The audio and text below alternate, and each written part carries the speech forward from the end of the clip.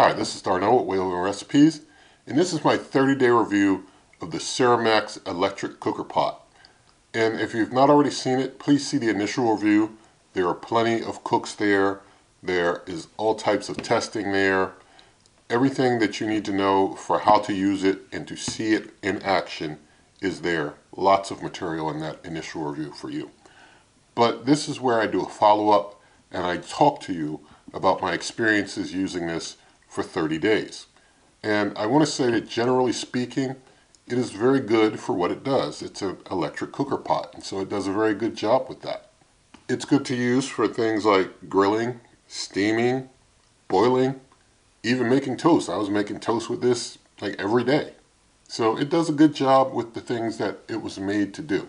Now I do want to say that I've seen some comments online about this electric cooker pot that people said that it may have gotten too hot at the handle or caught fire or something like that. And I think those testimonials were probably from a bad batch, because this one I had no such issues with at all. And I do want to just, show you around it, after 30 days of use, it's not burnt up or anything like that. I will say under the bottom here, down here, it does get very hot, like right in this area right here gets very hot, but you can see it never like disturb the integrity of the pot. But it does get hot there, like you don't want to be touching there.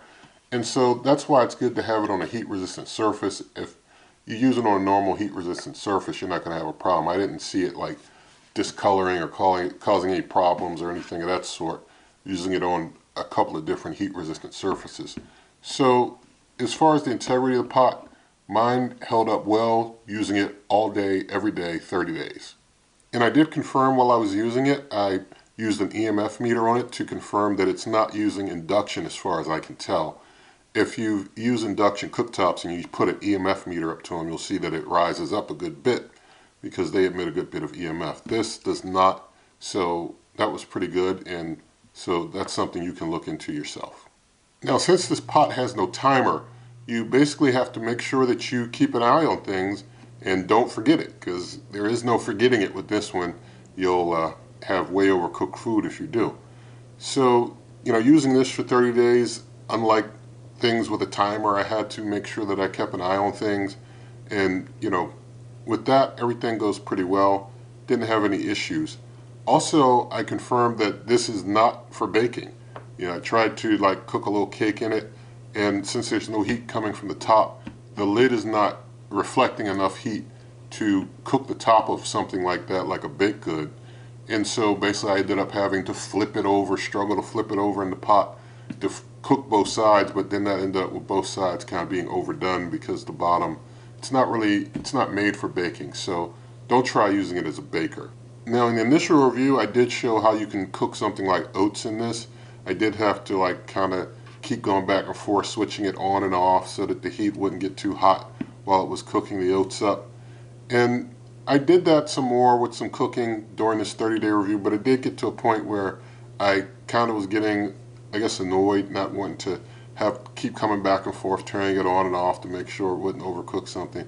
So after a while I just started cooking stuff like that in the steam, or anything that needed to be steamed. If you haven't seen the Cuisinart steamer review that I did recently, be sure to check that out here on the channel, but I'll talk about that more later.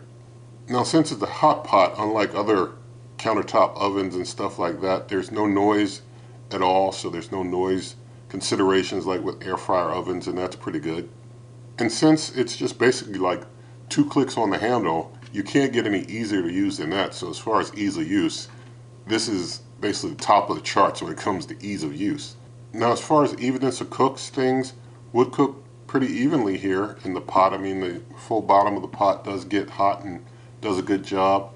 As far as the general heat level of this cooker in comparison with, I guess, just others, and the time that I would normally think that it might take to cook or heat up certain things here and there, this is a hot side one. It will cook up things pretty quick. It would get hot pretty fast, and so that's all pretty good.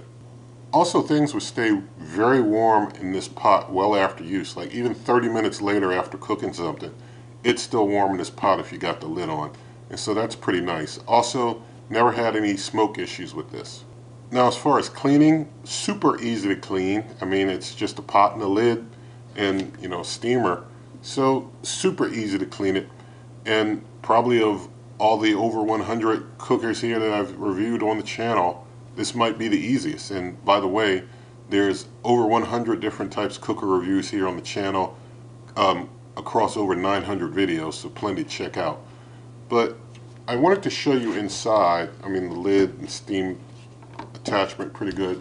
Inside the pot, things did start to, you can see things start to stick there. It's not a deterioration of the interior as far as like the interior coming off or anything, but things did start to kind of stick on there. I mean, it's kind of burnt in. I mean, if I scrape enough, that starts coming off, but after using it for a month, some things do start to wear in, and I guess I could use various measures to get that out, but I'm just not really pressed about it. And I guess I'm used to it with all the cookers I use. I eventually put some stains on them, and so I'm not pressed about it. But the pot generally does hold up pretty well and is very easy to clean. And I do want to mention that they never give any suggestion to do any type of seasoning of the pot. I never seasoned the pot and just went with it as is. And it does still have non-stick. Still, foods that I cook in here don't really stick as far as the food themselves, but there are, as you saw, some stains that kind of stay behind. Now I want to talk about a couple comparisons, and basically I'm going to talk about a couple, but if there's anything else that you're interested in, you'll have to see the other reviews here on the channel and kind of make your own decisions.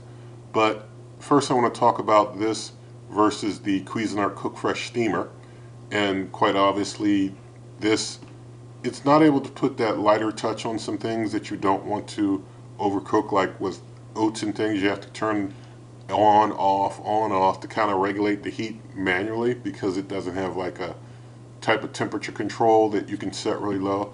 So I ended up resorting to the steamer for things like that. And so for things like that, the steamer is definitely better. But I will say, if I had to have just one, I mean, you can't steam toast. So this would have to be the cooker, because it can cook everything. It's just a matter of a little bit more manual effort if you want to cook something that needs a bit of a lighter touch than it can normally do for its couple of temperature ranges. And next I want to compare this CERAMAX cooking pot with the Ninja Combi all-in-one cooker. And there's plenty of cooks reviews and such here on the channel with that. And the Ninja Combi is able to do a lot more than this pot here. So I guess between the two, the Ninja Combi would have to win, because it can air fry and all types of other stuff. It can bake and all that. But this, if you're on the go, this is the one to have, because this is going to be more transportable, more easy to carry. If you're going to be more stagnant, stationary, then the Ninja Combi is fine, because you're not going to have to carry it around. It's a pretty heavy cooker. But both of them, are good for their own purposes.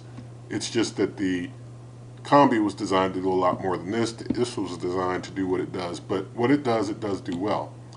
My personal overall champ of all countertop cookers is still the Ninja Prestige, but it's not fair to compare it to that. Now I do want to say that if you saw a shop icon on the screen on YouTube, then you can use that to buy this, and you still help the channel by using that to buy it. The shop icons on any of the videos here on my YouTube channel, the sale does kind of help the channel through a commission, so you can do that if you choose. Also, you can always check out my blog, superwaveovenrecipes.com. Again, that's superwaveovenrecipes.com. And also, in the video description, there's lots of ways to help the channel, such as my cookbook, merch, membership, donations, and so there's a lot there. The link to the Amazon shop where you pay the same price and help the channel. And so with all of that said, I hope you did enjoy this review. And if you did like it, you can give it a thumbs up. Share the video with a friend, leave your comments, subscribe, hit that notification icon, and good eating.